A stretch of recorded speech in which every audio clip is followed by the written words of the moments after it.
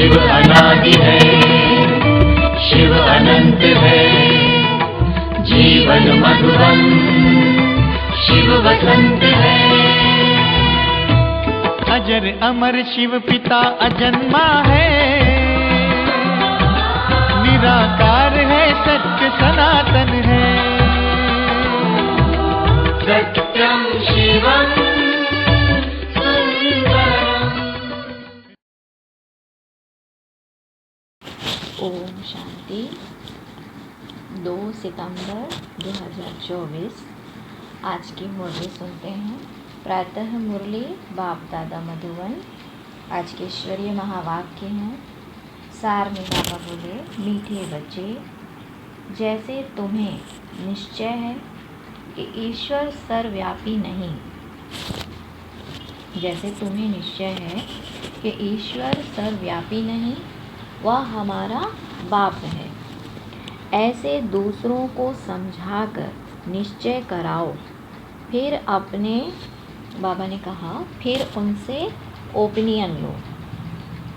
आज का प्रश्न है, बाप अपने बच्चों से कौन सी बात पूछते हैं जो दूसरा कोई पूछ नहीं सकता है? बाप अपने बच्चों से कौन सी बात पूछते हैं जो दूसरा कोई नहीं पूछ सकता है? उत्तर है, बाबा जब बच्चों से मिलते हैं तो पूछते हैं, बच्चे पहले तुम कब मिले हो? जो समझते हुए हैं वह झट कहते हैं, हाँ बाबा, हम 5000 वर्ष पहले आपसे मिले थे। जो नहीं समझे हैं वह मूझ जाते हैं। ऐसा प्रश्न पूछने का अक्ल किसी दूसरे को आएगा भी नहीं। बाप ही तुम्हें सारे कल्प का राज समझाते हैं। ओम शांति, ओम शांति। रूहानी बच्चों प्रति रूहानी बेहद का बाप समझाते हैं। यहाँ तुम बाप के सामने बैठे हो, घर से निकलते ही इस विचार से हो कि हम जाते हैं शिव बाबा के पास, जो ब्रह्मा के रथ में आकर हमको स्वर्ग का वर्षा दे रहे हैं। हम स्वर्ग में थे, फिर 84 का चक्कर लगाकर अभी नरक में आकर पड़े हैं। और कोई भी सत्संग में किसकी बुद्धि में यह बातें नहीं होगी। तुम जानते हो, हम शिव बाबा के पास जाते हैं, जो इस रथ में आकर पढ़ाते भी हैं। वो हम आत्माओं को साथ ले जाने आए हैं। बेहद के बाप से जरूर बेहद का वर्षा मिलना है। यह तो बाप ने समझाया है कि मैं सर्वव्यापी नहीं हूँ। सर्वव्यापक तो 5 विकार हैं, तुम्हारे में भी 5 विकार हैं, इसीलिए तुम महान दुखी हुए हो। अब ईश्वर सर्वव्यापी नहीं है, यह ओपिनियन जरूर लिखवाना है। तुम बच्चों को तो पक्का निश्चय है कि ईश्वर बाप सर्वव्यापी नहीं है। बाप सुप्रीम बाप है, सुप्रीम टीचर, गुरु भी है, बेहद का सदगति दाता है, वही शांति देने वाला है। और कोई जगह ऐसे ख्याल कोई नहीं करता कि क्या मिलना है। सिर्फ कनरस, रामायण, गीता आदि जाकर सुनते हैं, बुद्धि में अर्थ कुछ नहीं। आगे हम परमात्मा सर्वव्यापी कहते थे, अब बाप समझाते हैं यह तो झूठ है, बड़ी ग्लानि की बात है। तो यह ओपिनियन भी बहुत ज़रूरी है।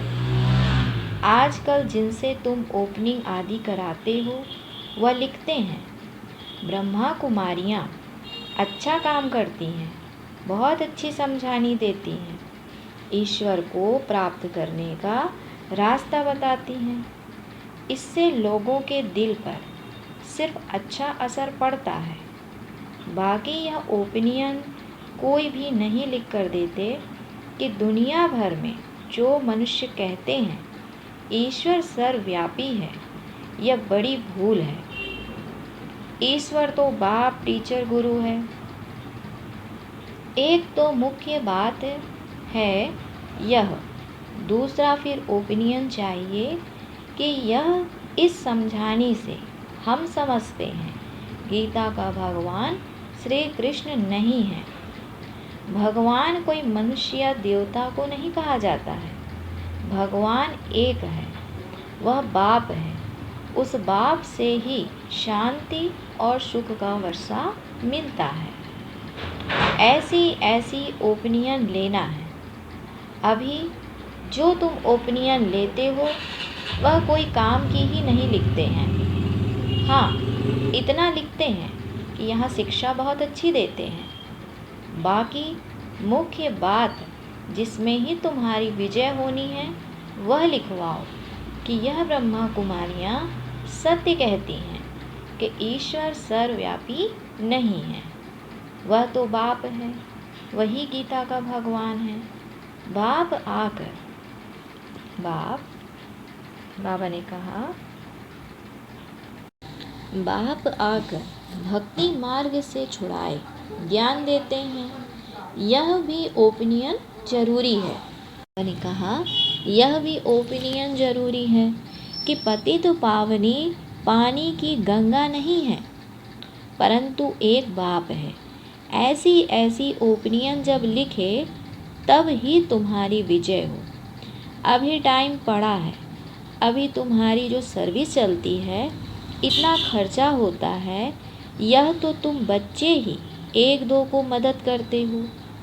बाहर वालों को तो कुछ पता ही नहीं। तुम ही अपने तन मन धन से खर्चा कर अपने लिए राजधानी स्थापन करते हो। जो करेगा वह पाएगा, जो नहीं करते वह पाएंगे भी नहीं। कल्प कल्प तुम ही करते हो। तुम ही निश्चय बुद्धि होते हो। तुम समझते हो कि बाप भी है, टीचर भी है, गीता का ज्ञान भी यथार्थ रीति सुनाते हैं। भक्ति मार्ग में भल गीता सुनते आए, परंतु राज्य थोड़े ही प्राप्त किया है। क्या कहा बाबा ने? भक्ति मार्ग में भल गीता सुनते आए, परंतु राज्य थोड़े ही प्राप्त किया है।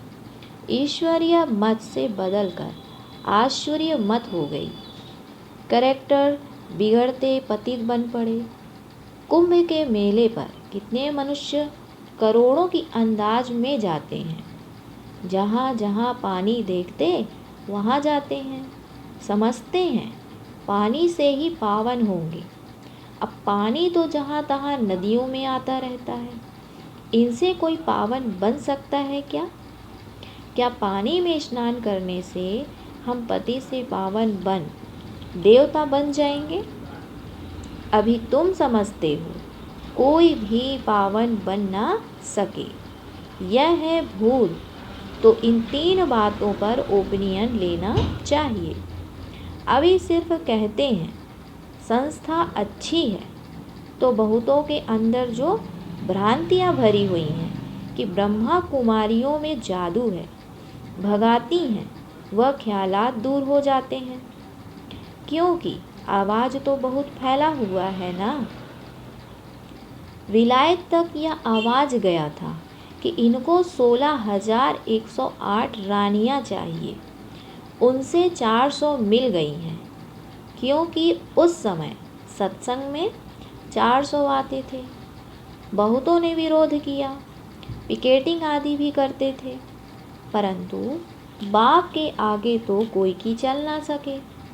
सब कहते थे यह जादूगर फिर कहाँ से आया। फिर वंडर देखो, बाबा तो कराची में था।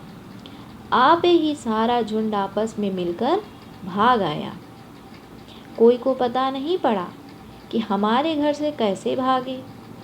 यह भी ख्याल नहीं किया इतने सब कहाँ जाकर रहेंगे। फिर फट से बंगला ले लिया, तो जादू की बात हो गई ना। अभी भी कहते रहते हैं यह जादूगरनी है। ब्रह्मा कुमारियों के पास जाएंगे तो फिर लौटेंगे नहीं। यह स्त्री पुरुष को भाई बहन बनाती हैं, फिर कितने तो आते ही नहीं हैं। बाबा कहते अभी तुम्हारी प्रदर्शनी आदि देखकर वह जो बातें बुद्धि में बैठी हुई हैं वह दूर होती हैं। बाकी बाबा जो ओपिनियन चाहते हैं वह कोई लिखते नहीं। बाबा को वह ओपिनियन चाहिए, यह लिखे कि गीता का भगवान श्री कृष्ण नहीं है। सारी दुनिया समझती है श्री कृष्ण भगवान उवाच, परंतु श्री कृष्ण तो पूरे 84 जन्म लेते हैं। शिव बाबा है पुनर्जन्म रहित, तो इसमें बहुतों की ओपिनियन चाहिए। गीता सुनने वाले तो ढेर के ढेर हैं, फिर देखेंगे यह तो अखबार में भी निकल पड़ा है। गीता का भगवान परमपिता परमात्मा शिव है, वही बाप टीचर सर्व का सद्गति दाता है। शांति और सुख का वर्षा सिर्फ उनसे मिलता है। बाकी अभी तुम मेहनत करते हो, उद्घाटन कराते हो, सिर्फ मनुष्यों की भ्रांतियाँ दूर होती हैं, समझानी अच्छी मिलती है। बाकी बाबा जैसा कहते हैं वह ओपिनियन लिखें। मनुष्य बाबा कहते हैं मुख्य ओपिनियन है यह, मुख्य ओपिनियन है यह। बाकी सिर्फ राय देते हैं यह संस्था बहुत अच्छी है, इससे क्या होगा? आगे चल जब विनाश और स्थापना नज़दीक होगी तो तुमको यह ओपिनियन भी मिलेंगे, समझ कर लिखेंगे। अभी तुम्हारे पास आने तो लगे हैं ना, अभी तुमको ज्ञान मिला है। एक बाप के बच्चे हम सब भाई भाई हैं, यह किसी को भी समझाना तो बहुत सहज है। सब आत्माओं का बाप एक सुप्रीम बाबा है, उनसे जरूर सुप्रीम बेहद का पद भी मिलना चाहिए। सो 5000 वर्ष पहले तुमको मिला था। वो लोग कलयुग की आयु लाखों वर्ष कह देते हैं, तुम 5000 वर्ष कहते हो, कितना फर्क है। बाप समझाते हैं 5000 वर्ष पहले विश्व में शांति थी। यह एम ऑब्जेक्ट सामने खड़ी है, इनके राज्य में विश्व में शांति थी। यह राजधानी हम फिर स्थापन कर रहे हैं। सारे विश्व में सुख शांति थी, कोई दुख का नाम नहीं था। अभी तो अपार दुख है। हम यह सुख शांति का राज्य स्थापन कर रहे हैं अपने ही तन मन धन से गुप्त रीति। बाप भी गुप्त है, नॉलेज भी गुप्त है, तुम्हारा पुरुषार्थ भी गुप्त है। इसीलिए बाबा गीत कविताएं आदि भी पसंद नहीं करते हैं। बाबा कहते हैं कि बाबा भी गीत कविताएं आदि पसंद नहीं करते हैं। वह है भक्ति मार्ग, यहाँ तो चुप रहना है, अर्थात ज्ञान मार्ग में चुप रहना है। शांति से चलते फिरते बाबा को याद करना है और सृष्टि चक्र बुद्धि में फिराना है। अभी हमारा यह अंतिम जन्म है पुरानी दुनिया में, फिर हम नई दुनिया में पहला जन्म लेंगे। आत्मा पवित्र जरूर चाहिए। अभी तो सब आत्माएं पतित हैं। तुम आत्मा को पवित्र बनाने के लिए बाप से योग लगाते हो। बाबा खुद कहते हैं, बच्चे देह सहित देह के सब संबंध छोड़ो, बाप नई दुनिया तैयार कर रहे हैं, उनको याद करो। तो बाप नई दुनिया का तैयार कर रहे हैं तो उनको याद करो, तो तुम्हारे पाप कट जाएं। अरे बाप जो तुमको विश्व की बादशाही देते हैं, ऐसे बाप को तुम भूल कैसे जाते हो? वह कहते हैं, बच्चे यह अंतिम जन्म सिर्फ पवित्र बनो। अब इस मृत्यु लोक का विनाश सामने खड़ा है। यह विनाश भी हूबहू 5000 वर्ष पहले ऐसे ही हुआ था। यह तो स्मृति में आता है ना। अपना राज्य था तो दूसरा कोई धर्म नहीं था। अपना राज्य था तो कोई दूसरा धर्म नहीं था। बाबा के पास कोई भी आता है तो उनसे पूछता हूँ, आगे कब मिले हो? कोई तो जो समझे हुए हैं वह झट कह देते हैं 5000 वर्ष पहले। कोई नए आते हैं तो मूंझ पड़ते हैं। बाबा समझ जाते हैं कि ब्राह्मणी ने समझाया नहीं है। फिर कहता हूँ सोचो, तो स्मृति आती है। यह बात और कोई भी पूछ ना सके, पूछने का अक्ल आएगा ही नहीं। वह क्या जाने इन बातों से। आगे चलकर तुम्हारे पास बहुत आकर सुनेंगे, जो इस कुल के होंगे। दुनिया बदलनी तो जरूर है, चक्र का राज तो समझा दिया है। अब नई दुनिया में जाना है, इस पुरानी दुनिया को भूल जाओ। बाप नया मकान बनाते हैं तो बुद्धि उसमें चली जाती है। पुराने मकान में फिर ममत्व नहीं रहता। यह फिर है बेहद की बात। बाप नई दुनिया स्वर्ग स्थापन कर रहे हैं, इसीलिए अब इस पुरानी दुनिया को देखते हुए भी नहीं देखो। ममत्व नई दुनिया में रहे, इस पुरानी दुनिया से वैराग्य। वह तो हठ योग से हद का संन्यास कर जंगल में जाकर बैठते हैं।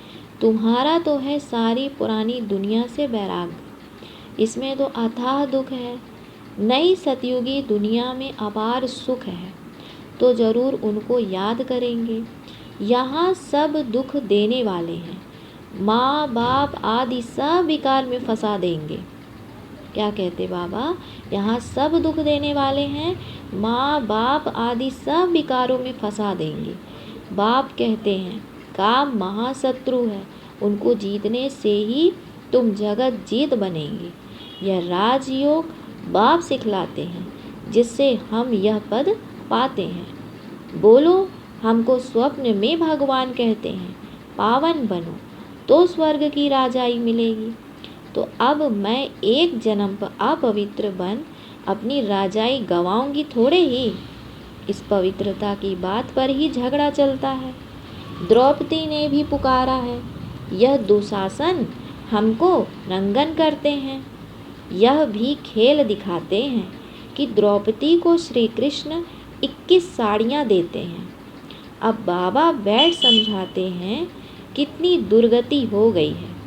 अपार दुख है ना। सतयुग में अपार सुख था, अब मैं आया हूँ अनेक अधर्म का विनाश और एक सत्य धर्म की स्थापना करने। तुमको राज्य भाग्य देकर वानप्रस्थ में चले जाएंगे। आधा कल फिर मेरी दरकार नहीं पड़ेगी। तुमको कभी याद भी नहीं करेंगे, तुम कभी याद भी नहीं करेंगे। तो बाबा समझाते हैं तुम्हारे लिए जो सबके मन में उल्टा वाइब्रेशन है वह निकलकर ठीक हो रहा है। बाकी मुख्य बात है ओपिनियन लिखा लो, ईश्वर सर्वव्यापी नहीं है। उसने तो आकर राजयोग सिखाया है। पतित पावन भी बाप है। पानी की नदियाँ थोड़े ही पावन बना सकेगी। पानी तो सब जगह होता है। अब बेहद का बाप कहते हैं अपने को आत्मा समझो, देह सहित देह के सब संबंध छोड़ो। आत्मा ही एक शरीर छोड़ दूसरा लेती है। वह फिर कह देते आत्मा निर्लेप है। आत्मा सो परमात्मा, यह है भक्ति मार्ग की बातें। बच्चे कहते हैं बाबा याद कैसे करें? अरे अपने को आत्मा समझते हो ना। आत्मा कितनी छोटी बिंदी है, तो उनका बाप भी इतना छोटा होगा। वह पुनर्जन्म में नहीं आता है। यह बुद्धि में ज्ञान है। बाप याद क्यों नहीं आएगा? चलते फिरते बाप को याद करो। अच्छा, बड़ा रूप ही समझो बाप का, परंतु याद तो एक को करो ना, तो तुम्हारे पाप कट जाएं। और तो कोई उपाय है नहीं। जो समझते हैं वह कहते हैं बाबा आपकी याद से हम क्यों नहीं। बाबा ने कहा आपकी याद से हम पावन दुनिया विश्व का मालिक बनते हैं, तो हम क्यों याद नहीं करेंगे। एक दो को भी याद दिलाना है तो पाप कट जाए। अच्छा, मीठे मीठे सिकिलधे बच्चों प्रति माता पिता बाप दादा का याद प्यार और गुड मॉर्निंग। रूहानी बाप की रूहानी बच्चों को नमस्ते। हम रूहानी बच्चों की रूहानी माता पिता बाप दादा को याद प्यार गुड मॉर्निंग और नमस्ते।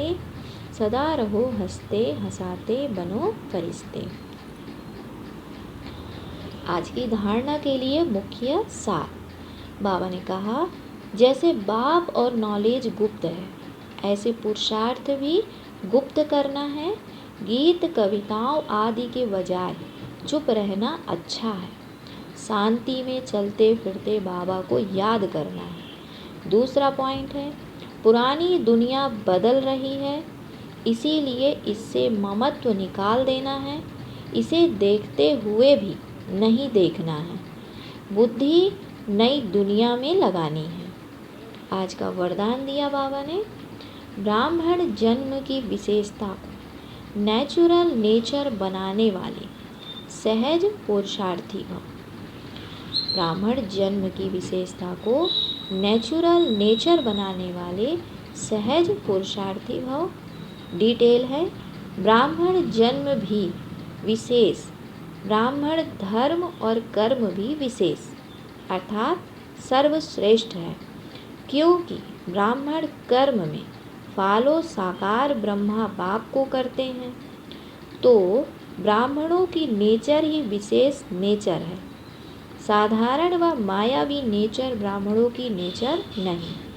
सिर्फ यही स्मृति स्वरूप में रहे कि मैं विशेष आत्मा हूँ।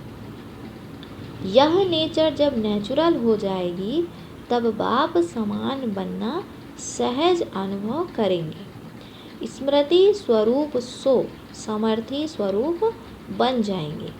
यही सहज पुरुषार्थ है। आज का स्लोगन है, पवित्रता और शांति की लाइट चारों ओर फैलाने वाले ही लाइट हाउस हैं। पवित्रता और शांति की लाइट चारों ओर फैलाने वाले ही लाइट हाउस हैं। ओम शांति, ओम शांति, ओम शांति।